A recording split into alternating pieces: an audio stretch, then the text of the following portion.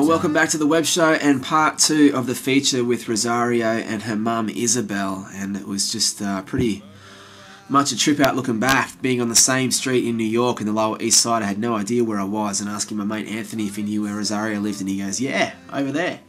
So we walked across the street and met Isabel, who's an incredible woman, and the reason being in New York at this time was to talk about September 11th. It was the first anniversary, and there was just so many amazing stories to capture from the people, including people like Isabel. If you have a little bit of time, actually, I got emotional. You could see I started.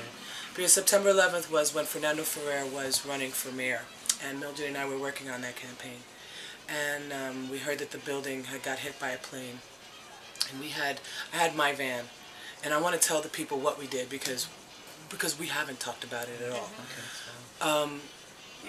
We went out, and when we realized that the election was going to be over because of what happened, we really didn't get the enormity of it until we were putting the posters on the van, and this man from the window yelled, screamed. I've never heard a man scream the way I heard that man scream, and he said the World Trade Center buildings had just fallen. Oh my God, the World Trade Center just got bombed. No, they just fell. He said the building, and I said, oh, yeah, what? Fell. Yeah. And he just looked down at me and he said, the World Trade Center fell. And I said, oh yeah, right. And I said, let's go. And we drove over, and sure enough, and what we did was we took the plaques and flipped them around and put red crosses on them and started picking up the people who were covered in soot and bringing them closer to their home. And we did that relentlessly all night long until we couldn't do it anymore. About 3 o'clock in the morning. Wow. Then, during the next 2 weeks, what happened was everything was closed down from 14th Street, Union Square, all the way down to the World Trade Center. And no buses were getting in, no trucks were being let in, newspapers weren't coming, groceries, nothing, okay? Mildred realizes, because she's the president of Compost Plaza, she realized that there are a lot of people who were disabled, who weren't getting their food coming in, and people who are on dialysis and whatever. We went to Jacob Javits Center, and because there were thousands upon thousands of volunteers. We gathered a whole bunch of volunteers, and we brought them down here.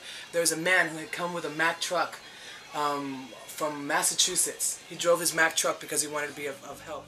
And so this really was the seed to the whole dream of the web show, the first anniversary of September 11th in 2002, and it was just an honour to be there to hear stories like this. There's a lot of people who are poor, very low income, who have public assistance, which is government a subsidy for food, and the machines, because they have gone digital now. They've moved up where they don't have food stamps anymore, which is like paper money for food.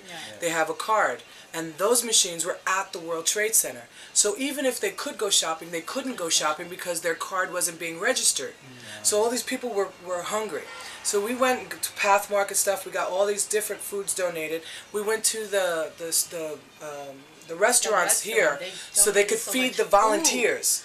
Okay, so that the food that we were getting from the supermarkets, we weren't taking them for ourselves. None of the volunteers took any of the groceries for themselves. None. We went door to door knocking and asking people what their needs were. We did that for a whole day, found out. About 2 weeks. Yeah, but like during the day, and we would go, like we would hit one building at a time or one area of buildings at a time. Then we would find out what their needs were. We would give the list. Donors. Yeah. We would give the list to the group of people who were working in the room that had the food, and they would put together a grocery bag for a family of 2 to 5 to 7, and then the volunteers would go back upstairs, knock on the door, and give them their groceries. So it was like we fed people. We saved 2 people because they were out of dialysis. The phones weren't working, so they couldn't call. They were disabled, so they couldn't get in. You know what I mean? I mean, it was just crazy. They couldn't get out. It was insane. Nobody was realizing how much, because the focus was mainly at the World Trade Center. Elderly that couldn't come out. It was really sad. Unbelievable, the work that we did. And then finally, when everything, when it all opened up. Margarita Lopez, she organized the taxi drivers. To come down and recruit, rather to take the people that we had recruited. They had lines, people lined up to donate blood. So we were bringing them from the Lower East Side all the way up to Midtown. And then we would wait for them. It was like a relay.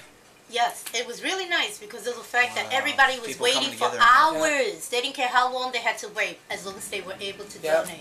So there's just a couple of stories with the amazing events of September 11th, and great to meet Isabel and to get a tour of her little apartment. Okay, this you open up here, and I had this made.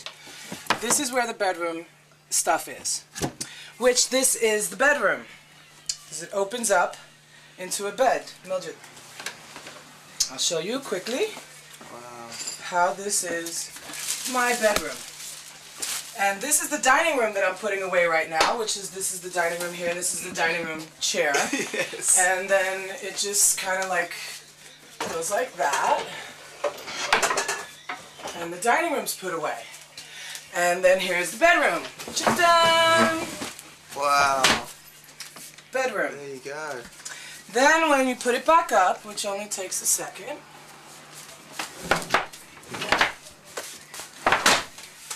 you now have the living room. And if you turn the chair around this way, it becomes the den. And then if I plug this in, which is a karaoke machine, it's an entertainment system. Then this is my stereo with surround sound. And this is my bathroom, my whole bathroom. Here's the dining room, I'm moving it again.